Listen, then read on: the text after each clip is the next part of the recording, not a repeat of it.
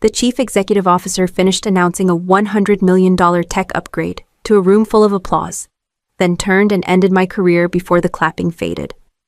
"We're entering a new phase," Bryce Leah began, still smiling, still enjoying the attention. "Modern systems. Modern leadership." His gaze moved across the table and stopped on me. "And that means letting go of legacy roles." A pause. Long enough for people to realize what he was doing. "Marlo Bennett," he continued. "Louder now. You're too old. You're holding the company back. Today is your last day." Chairs shifted. Someone near the wall exhaled sharply. No one objected. "This isn't personal," Bryce added, already glancing toward the next slide. "It's progress." A folder slid across the table and stopped in front of me. "If you sign here," the HR manager murmured, hands clasped tight, "we can process this as a voluntary separation." The folder stayed where it was. "I'm not resigning." The room went still. Bryce laughed, quick and dismissive. "You don't get to negotiate anymore." My badge chirped once when I stood, then went dead against the reader by the door. The security guard stepped forward without meeting my eyes and waved me through manually. As I passed Bryce, he leaned in close enough that only I could hear him. "Return all company materials," he whispered. "You never owned anything here." I didn't respond, not because I didn't have words, but because I didn't need them. My name is Marlo Bennett. Until 10 minutes ago, I was the principal systems architect at Apex Manufacturing Systems. I had been there longer than Bryce, longer than most of the board, long enough to recognize the confidence of someone celebrating a future he didn't fully understand. The story you are about to hear is a fictional work created by the writing team at Revenge AITA. While inspired by real workplace power dynamics and emotional truths many professionals face, all characters, companies, and events are works of fiction. This story explores accountability, dignity, and the cost of mistaking experience for irrelevance. I stepped into the hallway and checked my phone out of habit. A calendar alert flashed across the screen. Executive livestream unveiling the future of Apex. I tapped it. Bryce appeared on stage, beaming beneath bright lights as diagrams filled the screen behind him. Clean lines, familiar logic. A structure I knew the way some people know their own handwriting. I watched quietly as he called it proprietary, revolutionary, his legacy. And for the first time since the meeting, I smiled. The livestream opened on Bryce's smile, polished and unbothered, the kind that assumes agreement before it's earned. "Today marks a turning point," he announced, letting the words settle. "We're investing $100 million into a fully integrated automation platform designed to carry Apex into the next decade." Applause rolled in waves. I recognized a few faces near the front row, people who used to ask me questions before they learned how to nod on cue. The first slide appeared. Clean colors, new name. The logo slid into place like it had always belonged there. "Built in-house," Bryce continued. "Fully proprietary." I leaned closer to the screen. The diagram shifted, zooming into the core architecture, the branching logic, the redundancy loops, the control hierarchy I had argued for when everyone else wanted shortcuts. "Notice the adaptive routing," Bryce said, tapping the screen. "It's what sets us apart." I felt my jaw tighten. That routing pattern had cost me 3 weekends and a whiteboard I never fully cleaned. A man off camera spoke up. "So this replaces the legacy stack entirely." Bryce didn't hesitate. "Completely. This is ours." The word landed heavier than it should have. Another slide. Same structure, different colors. A new name printed across the top like a signature that didn't belong to the hand. Every line was written with scalability in mind. Bryce added, "No external dependencies." My phone buzzed on the table. I didn't look at it yet. A woman's voice broke through the audio, and the intellectual property Bryce smiled wider. Owned, secured, future-proof. I muted the stream. For a moment, the room felt smaller, like all the air had been taken out and handed to someone else. I replayed the diagram in my head, tracing paths I could still draw from memory. Nothing fundamental had changed. They hadn't rebuilt it. They had renamed it. My phone buzzed again. I flipped it over. A message from Rowan, one of the senior engineers who used to sit 2 desks down from me. "Are you watching this?" I didn't reply. I opened my laptop instead and pulled up a folder I hadn't touched in months. The first document loaded slowly, like it was making a point, Patent filing, original claims, my name, centered and unmissable. I unmuted the stream just as Bryce concluded. This platform is the foundation of our future. I closed the laptop and let the words echo, already knowing how fragile a foundation can be when it's borrowed. They had called it cautious. That was the word Jonah Bauer used years ago when I first laid the diagrams across the conference table. He had studied them longer than most, fingers tracing the margins, nodding once as if he understood the weight of what he was holding. It's elegant, he admitted, but it's heavy. Too much change at once, across from him. Someone else scoffed. We need something faster, something easier to sell. Bryce hadn't been there yet. Back then, he was still building a reputation somewhere else. Talking about disruption to rooms that didn't know what they were losing. Jonah closed the folder and pushed it back toward me. Not now, he said. Maybe later. Later never came.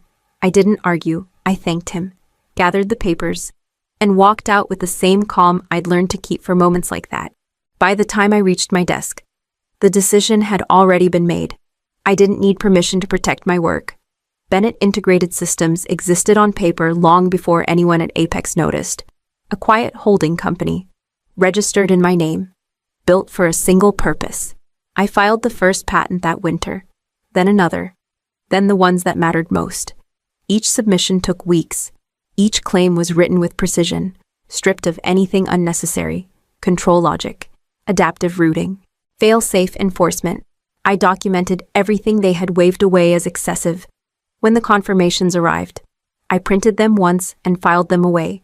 No announcements, no celebrations, just proof. Years passed. Apex used early versions of the system in pieces, always under my oversight, always with my approval. No one asked about ownership. No one questioned why I insisted on certain boundaries. Why lock it down so tightly, a project manager once complained. Because systems remember who treats them carefully, I replied. And left it at that. Now, sitting alone with the live stream paused on Bryce's confident face, I opened the folder again. Patent abstracts, filing dates, jurisdiction stamps, every core element, every structural decision. Mine. My phone buzzed, sharp and insistent. I answered this time. Rowan didn't bother with small talk. Tell me something, he said. Did they ever buy this from you? No? I replied. A breath on the other end. Slow. Measured. Then they've made a very expensive assumption. I closed the folder and let the silence stretch, authority settling into place without effort. The first call came from Rowan before noon. It isn't crashing, he said. That's the strange part. What is it doing, I asked. He hesitated. It's refusing. By mid-afternoon, the messages multiplied. Line supervisors, control engineers, names I recognized, voices tighter than usual. The commands go through, one of them explained.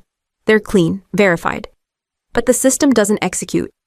Another voice cut in. It flags them as unauthorized, not invalid. Unauthorized.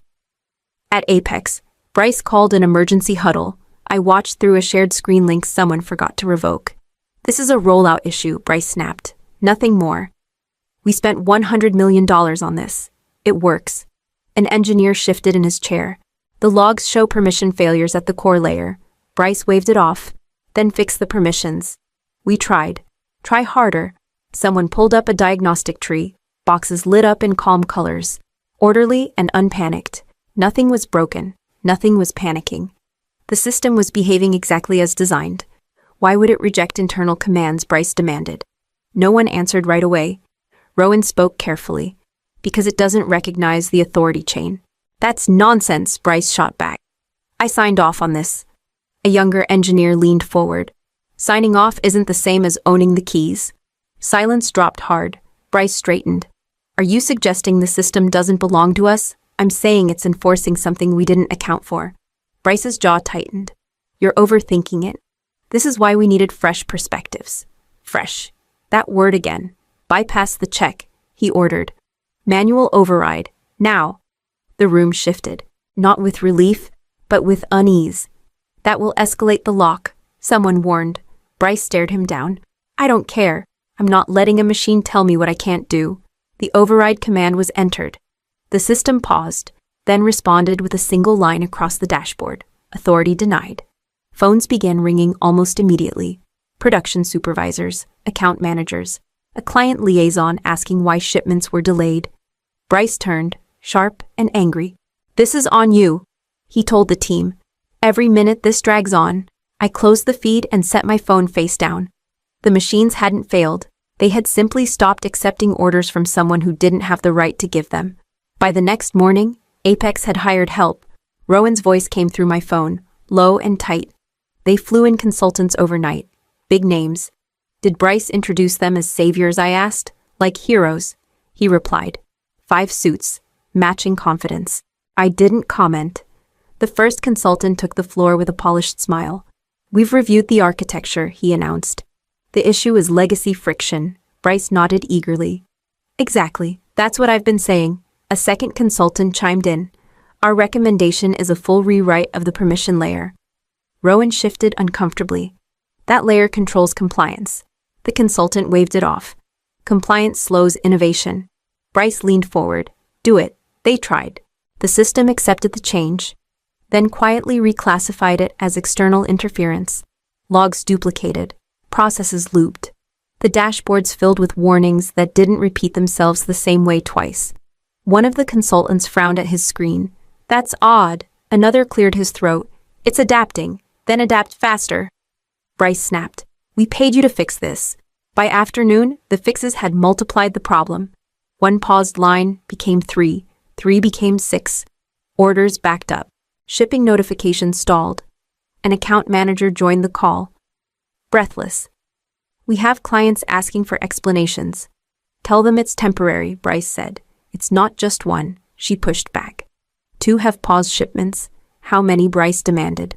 4. As of now. Silence crept in, slow and uncomfortable. A consultant tried again. "We could brute force the compliance checks." Rowan shook his head. "That will lock it down completely." Bryce stood. "You're all overcomplicating this. It's code. Code bends?" "It doesn't," Rowan replied. Then stopped himself. Bryce turned on him. "What was that nothing?" The consultants exchanged looks. One of them finally said what none of them wanted to. "This system behaves like it's protecting ownership." Bryce scoffed. "We own it." No one echoed him. I ended the call without a word. On my desk. The patent folder remained closed. I hadn't moved it since the night before. I didn't need to. While they spent money chasing permission they didn't have, the numbers did what numbers always do when arrogance runs out of room. The board meeting was called without ceremony. No agenda, no pleasantries. I wasn't invited. But Rowan sent me the link anyway. "They're scared," he said. "You should hear this." Martin K. sat at the head of the table, hands folded, expression unreadable. He waited until the chatter died. "Let's skip the performance," he began. "Production is down.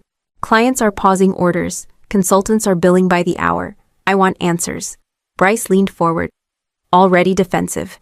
"This is a temporary implementation issue." Martin didn't look at him. "Before we discuss implementation, I need one thing clarified." He turned, finally meeting Bryce's eyes. "Do we own the intellectual property that system is enforcing?" The room went quiet in a way that felt different, heavier. Bryce blinked. "Of course we do." "Show me," Martin replied. A general counsel cleared her throat. "We ran an expedited search this morning." Bryce waved a hand. "That isn't necessary." "It already happened," she said, sliding a document onto the screen. The title appeared first, then the filing number, then the owner, Bennett Integrated Systems. Martin read it once, then again. "Who is this?" Bryce's jaw tightened. "It's a shell. Legacy paperwork. It's active." The counsel corrected. "Filed years ago. Renewed.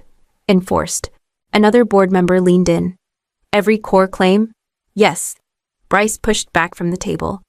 "This is a misunderstanding. She built it here." Martin didn't raise his voice. He didn't need to. Building and owning are not the same thing. A pause stretched. Someone checked their phone. Someone else stopped taking notes. "Have we ever licensed this technology?" Martin asked. No answer came. "Have we paid for the rights?" he continued. The silence deepened. Rowan spoke carefully from the far end. "The system is rejecting commands because it's doing what it was designed to do." Bryce snapped toward him. "You're speculating." "I'm stating facts," Rowan replied. "The authority chain doesn't include us." Martin closed the document. "Then this is no longer an engineering problem." He looked directly at Bryce. You have 48 hours to prove authorization or mitigate exposure. Bryce opened his mouth, then closed it. The call ended without resolution. I shut my laptop and rested my hand on the patent folder, feeling the shift settle in. They had finally asked the question that mattered. I didn't wait for the 48 hours to run out. The call connected on the second ring. I saw the filings. My attorney said, "They finally noticed." "They noticed the wrong thing," I replied. "They still think this can be patched." A pause. Paper shifting. "What do you want to do?" I didn't raise my voice. I didn't explain, "Revoke it." Another pause. Shorter this time. Effective immediately. "Yes, then we issue notice today." By the afternoon, the letter was out. Not dramatic, not threatening, precise. 2 options. Written in language that didn't need emphasis. Cease use of the system at once. Or enter a licensing agreement at market rate, with formal acknowledgement of authorship and ownership. Nothing else. No insults, no leverage games. Just facts. Rowan called me an hour later. "They received it?" "Who did I ask?" "Everyone." He said, "Legal? The board? Bryce?" And he laughed. Rowan said, then stopped. At first, I pictured Bryce the way he always laughed when he thought someone else had overplayed their hand. Another call came through, this one from an unfamiliar number. I let it ring. The voicemail arrived seconds later, clipped and furious. "You don't get to do this," Bryce said. "You built that system on our time." I didn't return the call. At Apex, the room shifted again. Consultants stopped recommending. Legals stopped hedging. The options on the table were suddenly smaller. Martin called an emergency session. Bryce pushed back hard. "This is extortion," he insisted. "It's ownership," the general counsel corrected. Bryce slammed his palm down. "We're not paying her." And the acknowledgement someone asked? "Never," Bryce snapped. The decision landed exactly where I expected it to. Rowan's final message came just before dusk. He's ordering a manual reboot. Says he won't let a former employee shut down his company. I closed my laptop and set my phone face down. The line had been drawn, not by me, but by the refusal to step back when survival required it. The reboot happened before dawn. Rowan called me from the factory floor, voice low and strained. He forced it through. Manual override. No legal clearance. I said nothing. In the control room, someone counted down out of habit. Not because it helped, but because silence made people nervous. 3, a console chimed. 2, screens flickered. 1, the system paused, as if considering the request. Then every display across the room went black and came back online at once. A single message pulsed in steady white text. Authority denied. A technician swallowed. That wasn't there before. It's enforcing the license. Another said, "We don't have one." Alarms didn't blare. Machines didn't scream. The lines simply stopped moving, arms frozen mid-cycle. Conveyors locked in place like they'd been told to wait for permission that never came. Bryce stormed in moments later. "Who authorized this?" No one answered. "Restart it," he barked. "We can't," Rowan replied. "It won't accept commands from our chain." Bryce slammed his hand against the console. "I am the chain." The system didn't respond. Phones began ringing. Account managers, operations leads, a client liaison patched through without waiting. "Our shipment didn't leave," she said. "That was a priority order." Another call cut in. "They're suspending the contract pending explanation." "How many?" Bryce demanded. 3, she said, then hesitated. 4. By mid-morning, the board was on a private line. Voices overlapped. Numbers were read out loud, each one heavier than the last. Revenue forecasts revised, penalties triggered, confidence evaporating in real time. An investor spoke plainly. "This exposure is unacceptable." Bryce tried to regain control. "This is temporary." Martin's voice cut through the noise, calm and final. "Temporary problems don't invalidate authority." Legal cleared their throat. "Without a license, continued operation increases liability." Bryce turned toward Rowan. "Fix it." Rowan shook his head. "There's nothing to fix." The room fell quiet again, this time without confusion. The system had made its position clear. Power had not been taken. It had been withdrawn. The board reconvened before noon. This time, Bryce wasn't smiling. Martin K. didn't waste time. "We've reviewed the exposure," he said, voice even. "Operational shutdown, contract suspensions, legal liability tied directly to unauthorized use of intellectual property. Bryce leaned forward. This is an overreaction. No, Martin replied. It's a consequence. The general counsel spoke next. Careful and exact. Continuing without a valid license increases damages with every hour. We cannot operate the system legally, Bryce scoffed. Then we buy the license. That option was presented. Martin said. You rejected it. A pause followed. Not awkward, decisive. One of the board members cleared her throat. This situation exists because due diligence was ignored. Another added, and because warnings were dismissed. Bryce's voice rose. You're blaming me for a technical issue. Martin shook his head once. We're holding you accountable for a governance failure. The vote moved quickly after that. No speeches, no negotiations, just raised hands, one after another, until the outcome was unavoidable. Martin looked directly at Bryce. Your contract is terminated, effective immediately. For the first time since I'd known him, Bryce had nothing ready, no slogan, no defense. He stood slowly, straightened his jacket, and picked up his tablet. Security waited by the door, not aggressive, just present. As Bryce walked out, no one followed him with their eyes. The room didn't erupt, it didn't celebrate. The absence of noise felt intentional, like the company itself had decided not to remember him. Rowan texted me a single line as the meeting adjourned. It's done. I set my phone down and let the quiet settle. There was no satisfaction in it. Exactly. Just a sense of alignment, as if events had finally caught up with the truth they had been avoiding. The system remained locked. Production stayed paused. Decisions were now someone else's responsibility. For the first time in days, nothing was demanded of me. I didn't go back to Apex. Martin called once, his voice measured. The board would like to discuss next steps. I'm listening, I said. We're exploring licensing options. With your approval, with conditions, I replied. He didn't argue. Name them.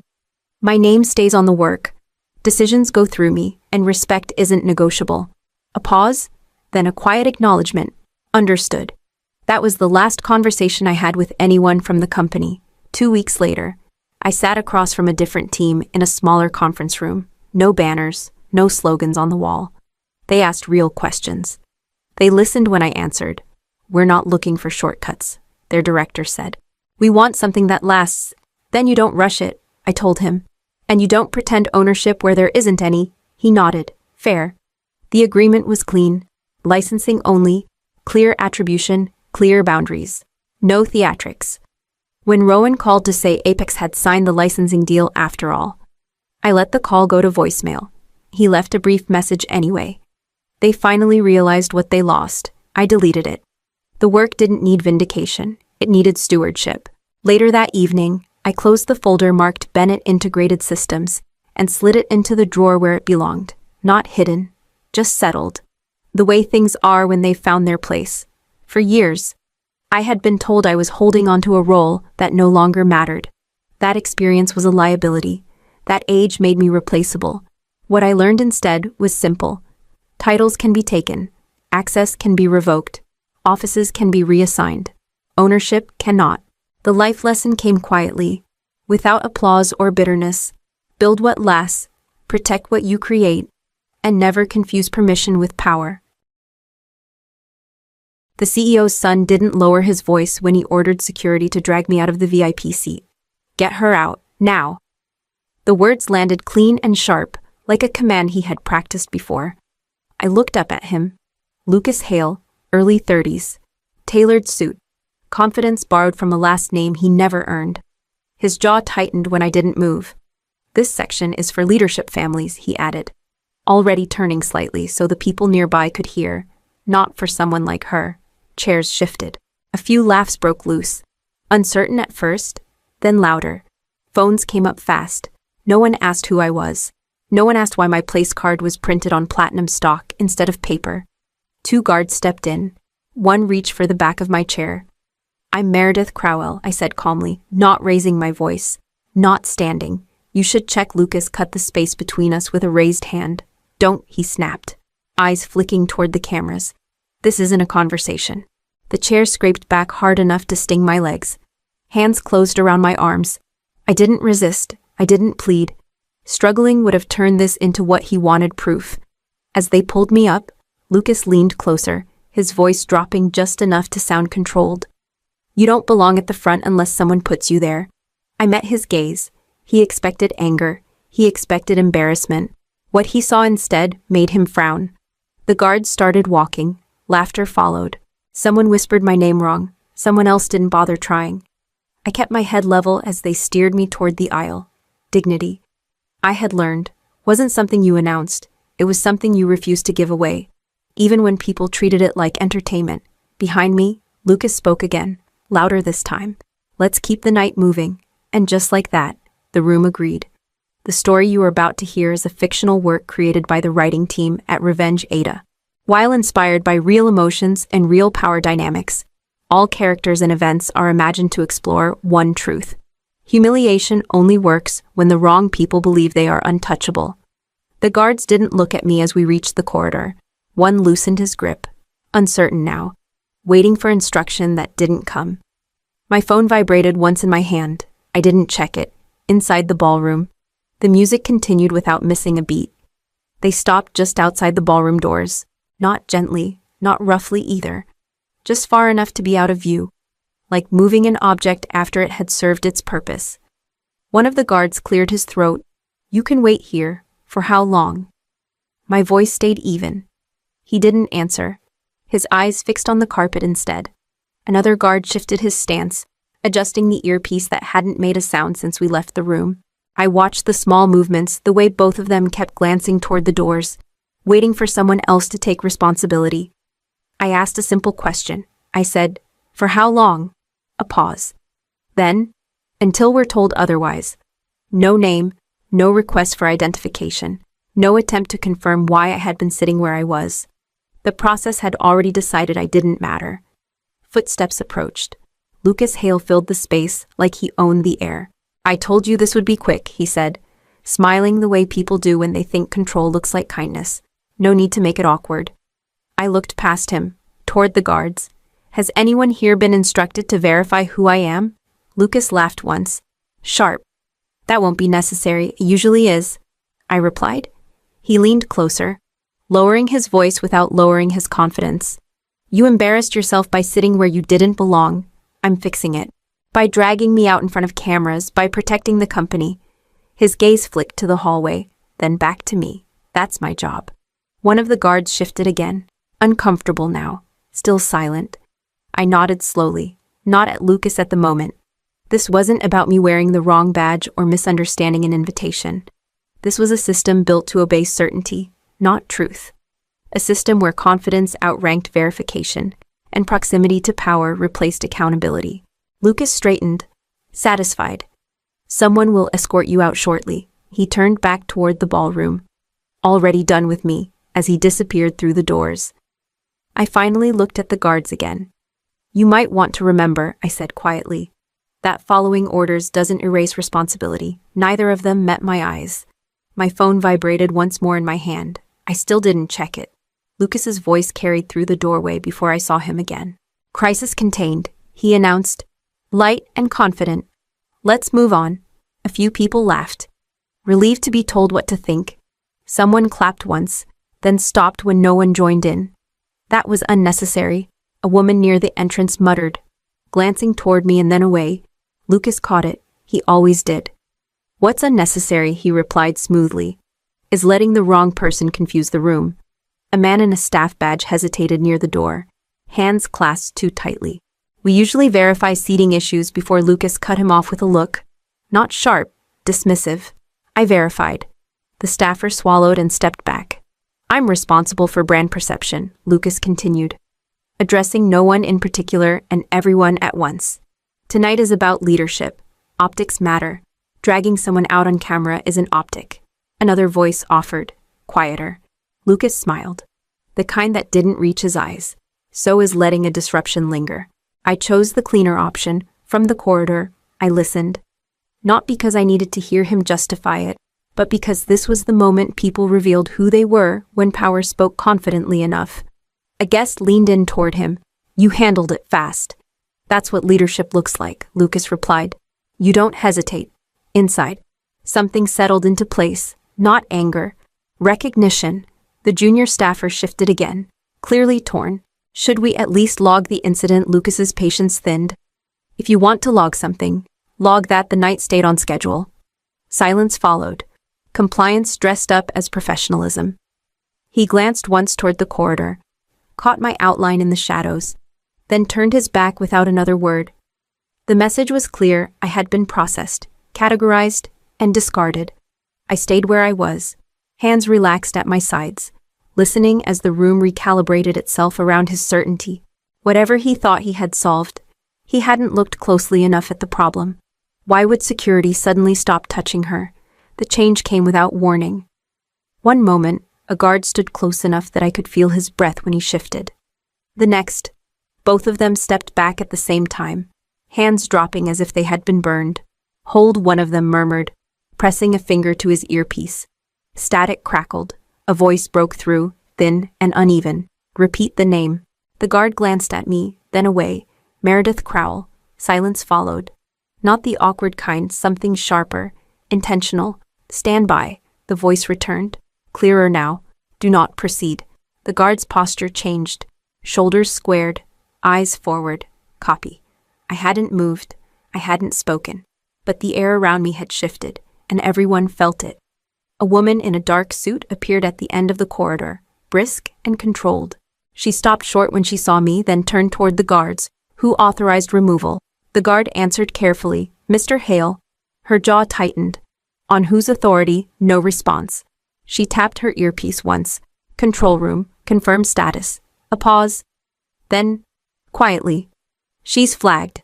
The word landed heavier than it should have. Flagged how one guard asked. Protected, the voice replied. Do not announce. Do not escalate. The woman in the suit exhaled through her nose.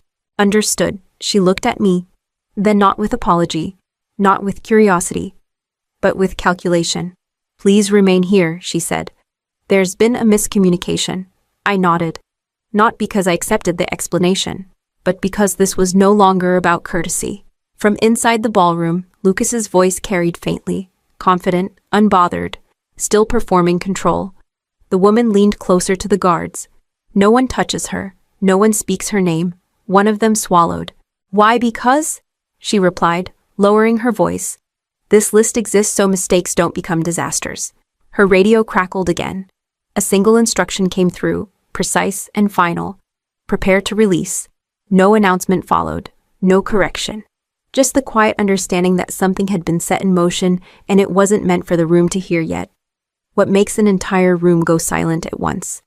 The music cut off in the middle of a note, sharp enough to sting. Conversations collapsed into each other. Glasses stopped midair. The guards released my arms at the same time, not gently, not apologetically, just suddenly, like the instruction had overridden muscle memory. Stay here, one of them muttered, already stepping back. I straightened my jacket and took a breath that felt heavier than it should have. Inside the ballroom, confusion rippled outward, heads turned. Someone laughed, then stopped when no one followed. Lucas noticed immediately. What just happened? His voice carried, edged now. Why is the music off? No answer. He scanned the room, caught sight of me standing unrestrained near the aisle, and frowned. Why is she still here? The guards didn't move. Lucas took a step forward. I gave a clear instruction. The woman in the dark suit met his gaze for the first time. We're waiting, for what his tone sharpened. This is my event. She didn't flinch. It's not. A few guests shifted uncomfortably. Phones hovered, uncertain now, as if the moment had lost its cue. Lucas laughed, short and incredulous. You can't be serious. Still, no one responded. He turned toward the stage, expecting backup, authority, anything that would restore the rhythm he was used to controlling. The host stood frozen near the microphone, one hand pressed to his earpiece, eyes fixed somewhere beyond Lucas. What's going on? Lucas demanded again, louder. Silence answered him. Not defiance, not confrontation, just absence. The guards repositioned themselves not around me, but between Lucas and the aisle. Subtle, deliberate. I caught his expression shift, confidence searching for footing, certainty finding none. The woman in the suit glanced at her watch, then nodded once, as if acknowledging something only she could hear. "Proceed," she said quietly. No one announced it, no one explained. But the room felt it the moment when authority moved without asking permission. I took one step forward, unescorted this time. As the doors behind me closed and the night recalibrated around a decision already made. What happens when the crowd realizes they were wrong? The host reached the microphone with a stiffness that hadn't been there minutes earlier. His hand hovered, then settled, as if waiting for permission that arrived a heartbeat late. "Please lower your phones." The request didn't land immediately. A few screens stayed raised. Then the room adjusted. Devices dipped, conversations thinned to nothing. The host cleared his throat. "Ladies and gentlemen, there has been a correction." Lucas took a step toward the stage. Correction of what no one acknowledged him. "The woman you just watched being removed from the front section," the host continued. Voice steady now, "is Meredith Crowell." A pause. Not dramatic, necessary. "Ms. Crowell is the controlling shareholder of Hale Consolidated and chair of the governance committee." The room absorbed it in fragments. Faces turned. Someone whispered my name correctly for the first time. A few guests looked down, as if the floor might offer cover. Lucas laughed once, too loudly. "That's not the host," raised a hand, stopping him without looking. "This information has been verified by the control room and confirmed by the board." Cameras shifted. Not toward the stage anymore. Toward me. I didn't move. I didn't smile. I let the silence do the work it had been avoiding earlier. The woman in the dark suit stepped aside, clearing the aisle. The guards followed her lead, opening a path that hadn't existed before. A man near the front swallowed hard. "She was sitting right there." "Yes," someone else murmured. "She was..." Lucas's face drained of color. He glanced around, searching for support that had evaporated the moment my name was spoken aloud. The host lowered the microphone slightly. "We will be pausing the program." No applause followed, no boos either. Just the sound of a room recalibrating its understanding of who had been laughing at whom. I walked forward, unhurried, aware of every camera now tracking a different story. What is the fastest way to lose power you never owned? Diana Holt stood from her seat before anyone else could speak. She didn't raise her voice. She didn't need to. This incident triggers the conduct clause. The room reacted in pieces, chairs shifting, breath catching, a few sharp inhales that never turned into words. Lucas spun toward her. "You can't be serious." Diana didn't look at him. Her attention stayed on the tablet in her hands. Public abuse of authority, reputational harm, failure to follow verification protocol. He laughed again, brittle now. "I was protecting the brand by humiliating the controlling shareholder on camera." She replied evenly, "Yes, we all saw that." Richard Hale rose halfway from his chair, then stopped, caught between instinct and calculation. "Diana, this doesn't need to happen tonight. It already did." She tapped the screen once. Effective immediately. "Lucas Hale is relieved of all executive authority." The words didn't echo. They didn't need to. They landed with the finality of a door locking.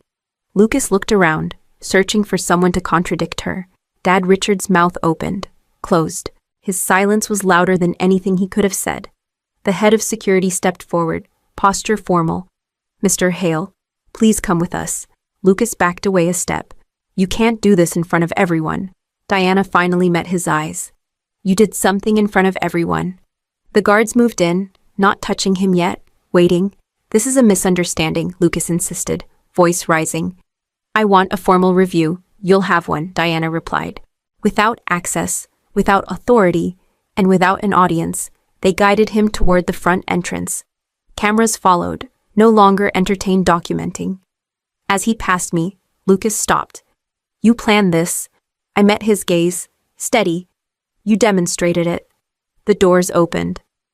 The night watched him leave the same way it had watched me earlier. Quiet, attentive, finally aware of what power looked like when it was taken away. "What does a leader sacrifice to save a son?" Richard Hale found me near the edge of the room, away from the cameras that were still recalibrating their purpose.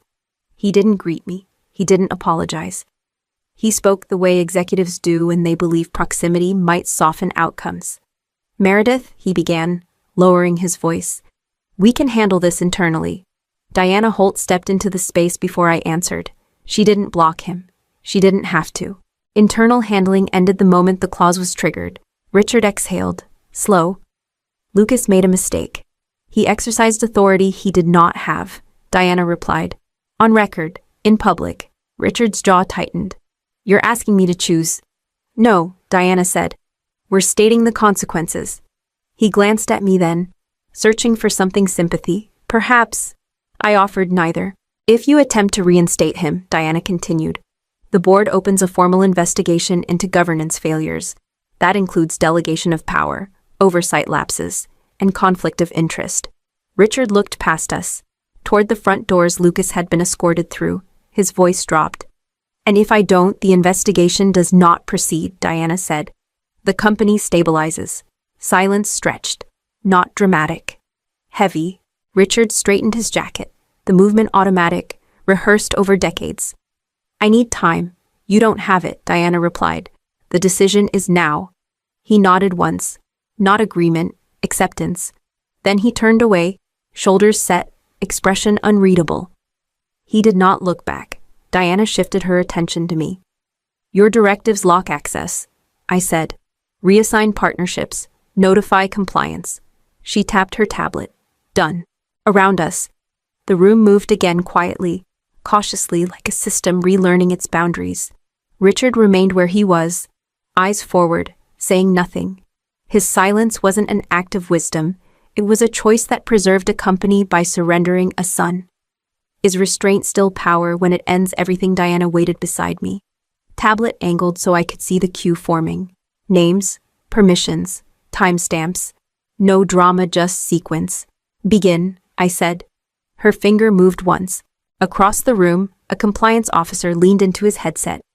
All executive credentials under Lucas Hale are now inactive. A second voice followed. Lower. Email access revoked. Calendar permissions removed. Approval pathways reassigned. I watched the effects ripple outward without sound. A partner near the stage checked his phone, frowned, then slipped it back into his pocket. Another whispered to an aide, the whisper turning into a nod. No one looked toward the doors anymore. Brand partnerships, Diana asked. Transfer oversight to interim, I replied. Notify counterparts before the hour ends. She tapped again. Done. A junior associate approached. Careful, respectful. Ms. Crowell. Press is requesting a statement. Decline, I said. No statement tonight. He hesitated. They'll speculate. They already are, Diana answered, without looking up. A message flashed on my screen, one attempt, then another.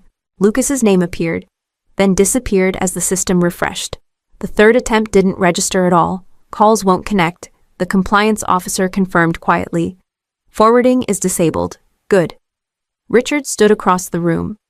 Posture rigid, eyes fixed somewhere past the chandeliers. Someone murmured his name. He didn't turn. The company was still intact. The cost had already been paid. Diana angled the tablet toward me one last time. Final step, I nodded. Confirm.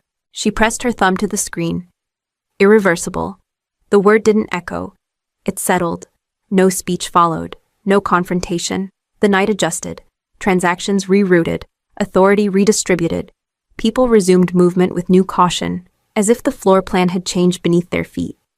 I slipped my phone into my pocket and took a step back from the center of attention. The power I exercised didn't announce itself. It concluded. The orchestra remained silent. No one asked it to continue. What remains after power exposes itself. The program resumed without announcement. No music to ease it back in. No laughter to pretend nothing had happened. People returned to their seats with measured movements. Conversations clipped short the moment they began.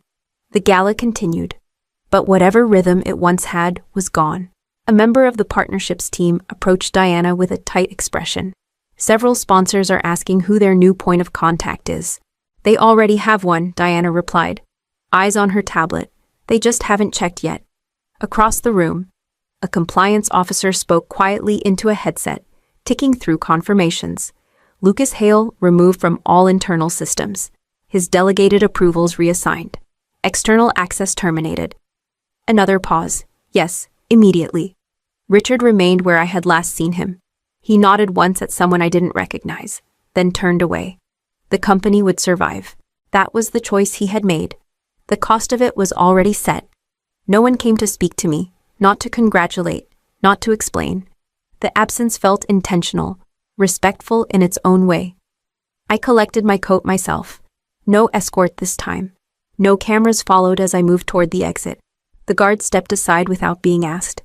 Their faces held something different now, not fear, not guilt, understanding, outside. The doors closed behind me with a final, ordinary sound.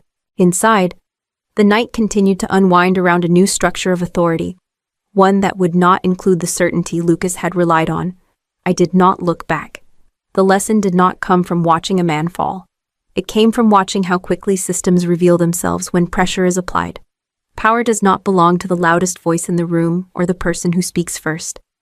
It belongs to those who understand when to act, when to wait, and when to make a decision that cannot be undone. That night did not end with applause or forgiveness. It ended with clarity. I was fired for being 12 minutes late after 25 years of loyalty. The words landed before I could set my bag down.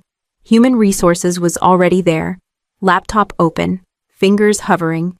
Vivian Cross did not look up from the folder in front of her. 12 minutes, she repeated, as if precision could replace mercy. Late is late, I swallowed. There was an accident on the bridge. I came straight here. The folder closed. Explanations don't change outcomes. I tried once. Only once. I've been here since the first product shipped. I've slept on the floor during outages. I kept Helios alive when legal froze it and finance panicked.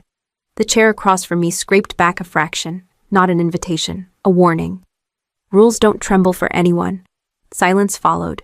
Even HR stopped typing. I'm asking for a review, I said. My voice stayed level. It cost me more than I expected. One conversation, that's all. A pen slid across the table. Termination effective immediately. Standard paperwork. The pen stayed where it was. My name is Marianne Caldwell. I am a principal cryptography engineer. I built the core of Helios with my hands and my head and a patience I no longer recognized in the room. None of that mattered now. Badge, Vivian said. I unclipped it and placed it between us. The plastic looked smaller than it had that morning. There's an agreement. HR offered. Careful. 2 weeks pay, non-disclosure. I smiled.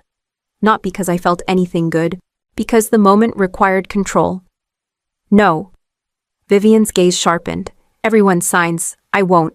The chair scraped again, louder this time. You're making this harder than it needs to be. I'm making it clean. I stood. No speeches, no threats. The folder stayed closed. The pen remained untouched. At the door, Vivian's voice followed me, tight now. This company runs on discipline. I paused, then nodded. So do I. I left without the agreement, without my badge, without a job. The story you are about to hear is a fictional work created by the writing team at Revenge AITA. It is designed to explore power, consequence, and the quiet moments where choices become permanent. I did not know what I would do next.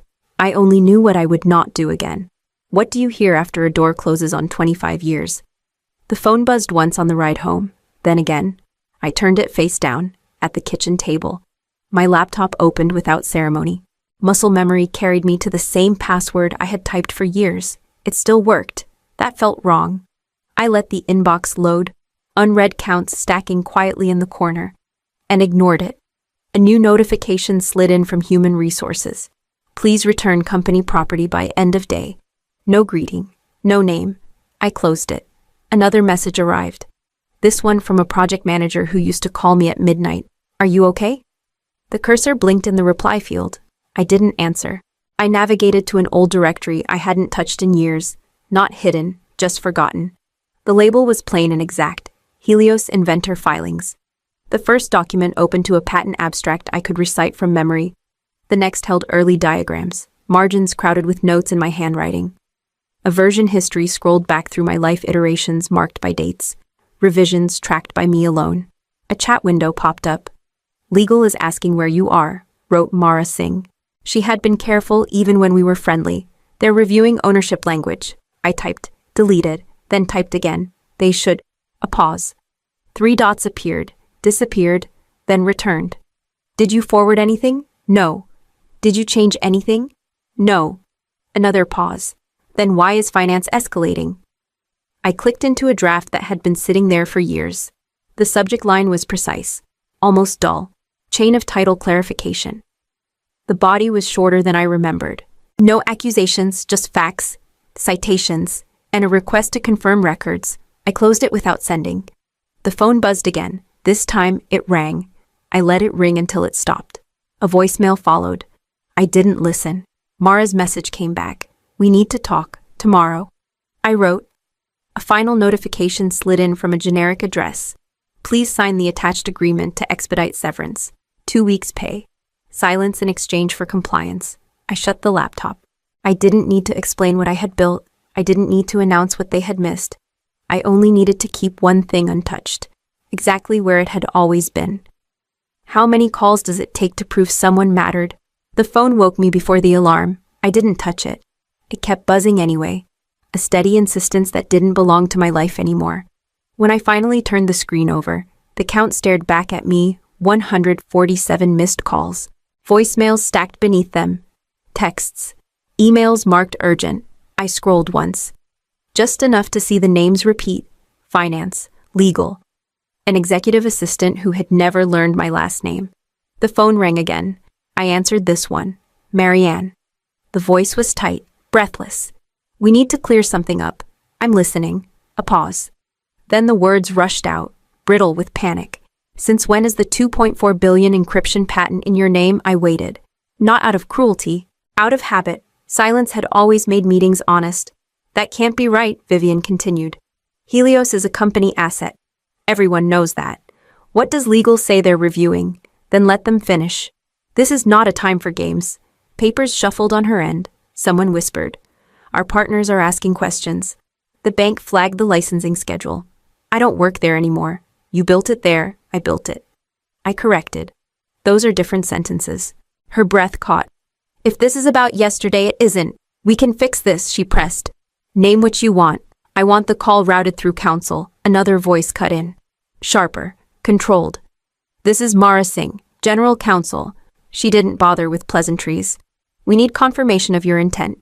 You have the filings, I said. Read them. They reference inventor of record. Yes.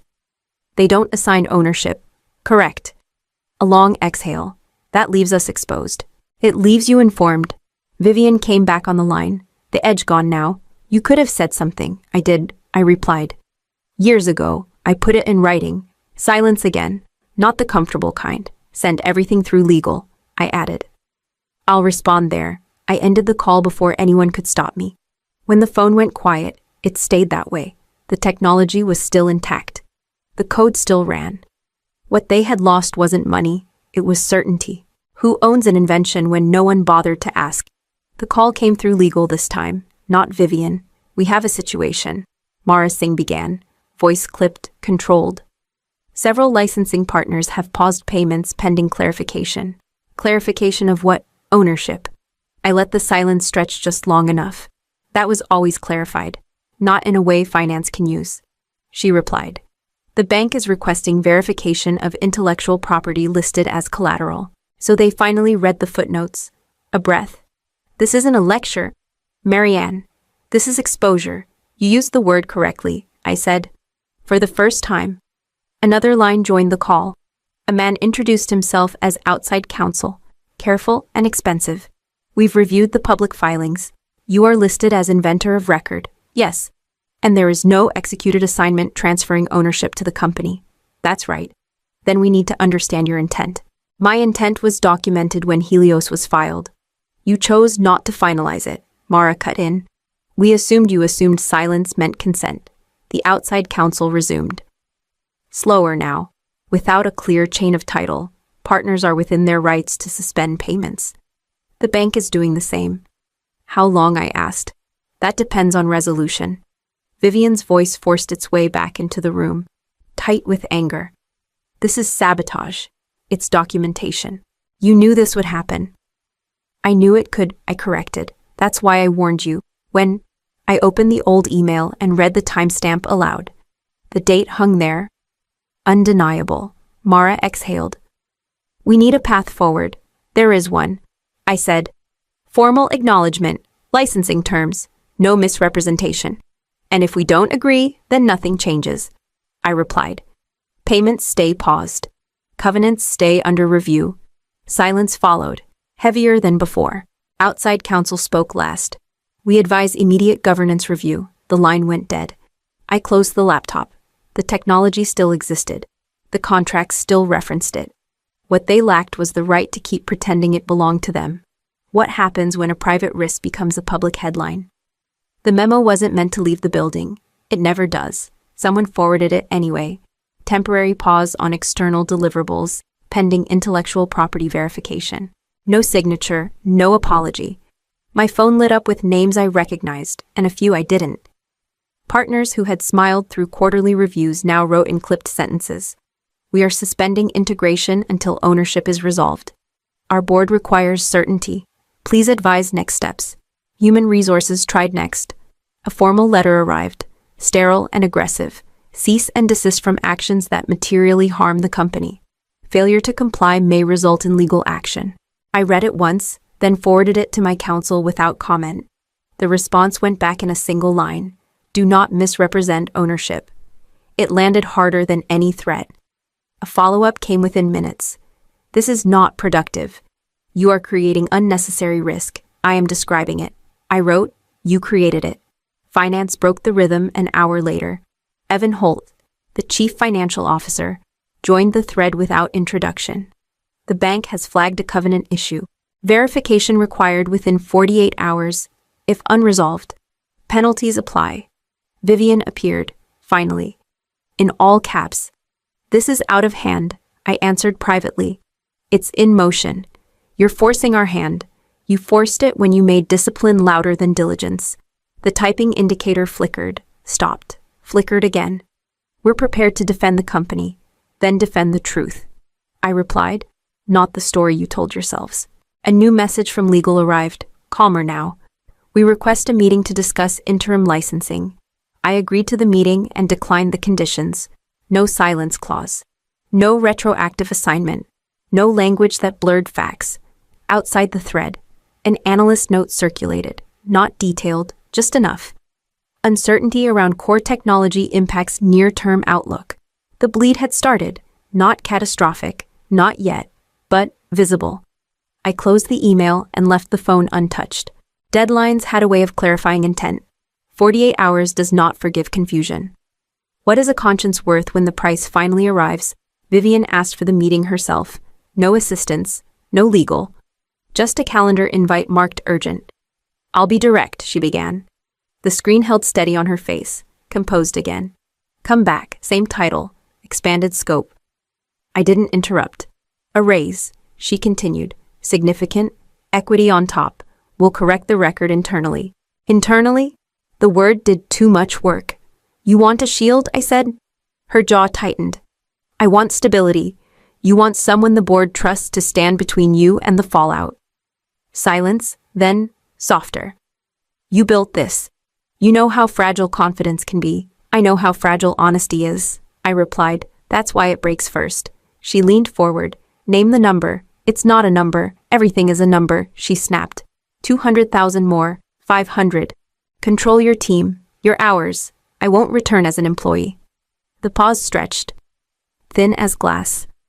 Then what do you want? Transparent licensing, I said. Market terms. Public acknowledgement of authorship. No retroactive assignments. No silence. Her eyes flicked away. Back. That gives you leverage. I already have it, I answered. This just makes it clean. You're asking me to concede, she said. In front of the board, I'm asking you to stop pretending. The typing indicator appeared, vanished. Her voice dropped. If you don't come back, we bleed. You're bleeding because you cut the wrong place. A breath, sharp. You planned this. No, I said, I planned for it. Another beat. We'll draft terms, send them through council, and if the board refuses, then nothing changes. Her shoulders sank, just a fraction. You leave us exposed. You exposed yourselves when you made discipline louder than diligence. She nodded once, a decision closing. This isn't over. It doesn't need to be, I replied. It needs to be accurate. The call ended without ceremony. I didn't feel victorious. I felt lighter. Control isn't taken back by noise. It's kept by refusing to step into the same trap twice. Who answers when a board asks the wrong question too late? I was invited to observe, not attend. A courtesy extended through counsel, framed as transparency. The video feed opened to a grid of faces I recognized from quarterly decks and annual retreats. No greetings, no small talk. The agenda is risk governance. The chair began, specifically, chain of title failures related to Helios. Mara Singh spoke first. Careful and contained. The absence of a completed assignment created exposure. That exposure materialized when licensing partners paused payments. A director leaned forward. How long was this unresolved? Mara glanced down. The inventor filings date back several years. Another voice cut in. So this predates the termination. Silence followed. Then Vivian. The termination was unrelated, she said. A disciplinary decision. Over what? The chair asked. Tardiness? Vivian replied. 12 minutes. The room shifted. A director's pen stopped moving. Someone muted their mic too late. 12 minutes. The chair repeated. And the individual terminated was the inventor of record. Vivian straightened. Rules apply equally. Governance requires judgment, another director said, not slogans. Finance entered the frame next. Evan Holt didn't hedge. The bank flagged covenant risk within 48 hours of the disclosure. We are negotiating extensions. And who authorized the use of Helios as collateral without verified ownership? The chair asked. No one answered at first. I did, Vivian said finally. Based on standard practice. Standard practice is verification, the chair replied, not assumption. A motion appeared on the screen, text precise and cold. Temporary leadership change, pending independent review. Vivian opened her mouth, closed it. The vote moved quickly. Names lit green, one red, then another. The tally settled. The chair spoke again. Effective immediately. Operational authority transfers pending review. Vivian remained still, expression fixed. The meeting ended without ceremony. The screen went dark. Justice did not arrive with anger or relief. It arrived as procedure, documented and irreversible. What changes when you stop asking permission? The documents arrived clean and quiet. No theatrics, no urgency flags. Just terms. Your entity holds the license, my counsel said. Non-exclusive, long-term, market rate, audit rights both ways. I scanned the page once, then again, acknowledgement of authorship prominently, no silence clause. Explicitly excluded. I signed where the line waited. The ink dried fast. The company would keep using Helios. They would pay for it. They would never pretend it appeared on its own. The second call came 10 minutes later. Daniel Chen didn't waste time on pleasantries. We want you to architect, not manage. No headcount, no performance theater. And autonomy, I replied. Full. If you say a system needs to change, it changes. Remote. Your schedule. The number followed. Written out in plain language. Triple what I had earned before. Not as salary. As consulting fees. Billed to my company, on my terms. I'm not an employee, I said. That's the point. I accepted. The contract slid back across the screen. Already countersigned. A final message arrived from Vivian's interim office. The board would consider reinstatement under revised conditions. I forwarded it to counsel without comment. Do you want to respond? My lawyer asked. No. The filing confirmation pinged next. My company existed now. Name registered, bank account open, authority clear. Helios licensing would do exactly what it said. License, nothing more, nothing hidden. Another email arrived from Human Resources.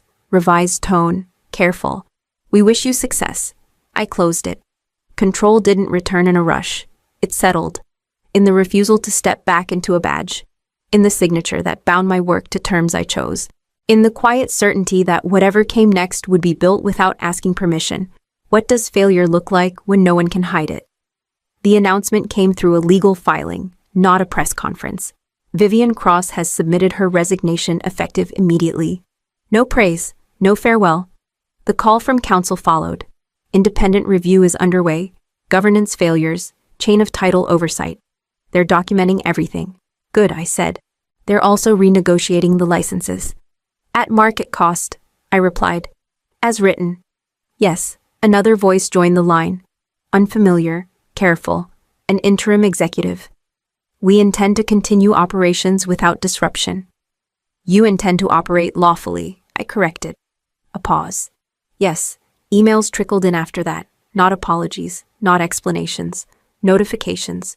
Revised licensing schedule attached. Updated disclosures forthcoming.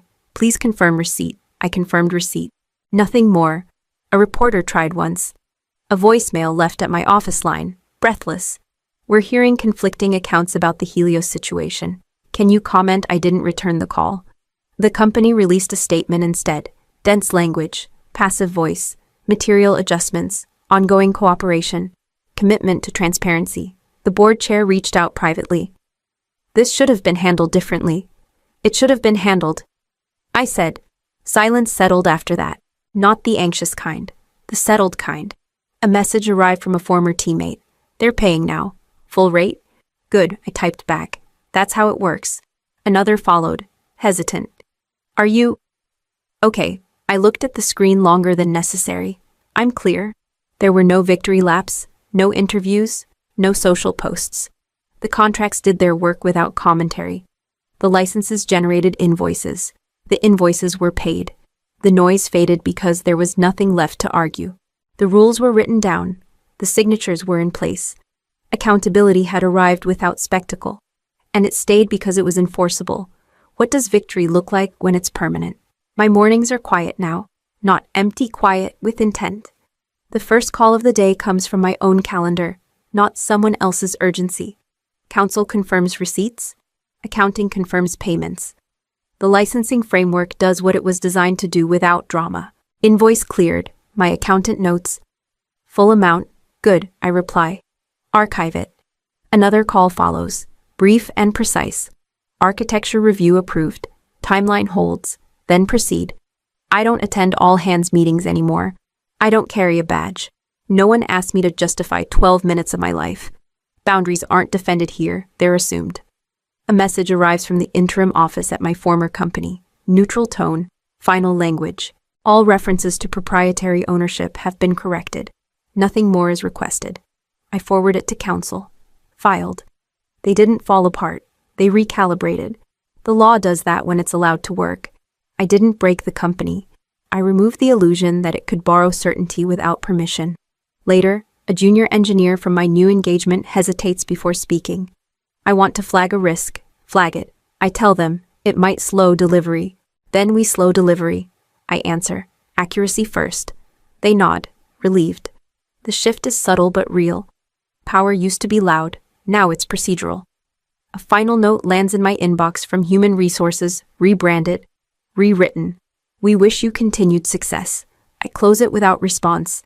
I keep the rules they quoted to fire me, just not the way they meant. Rules don't tremble, people do. Systems survive when they are built honestly and governed without shortcuts. I didn't win by humiliating anyone or watching a building burn.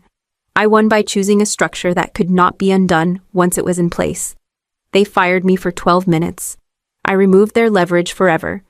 Loyalty without clarity is a liability. Protect your work, document your value, and never trade your dignity for convenience, because the moment you stop asking permission is the moment your choices start lasting.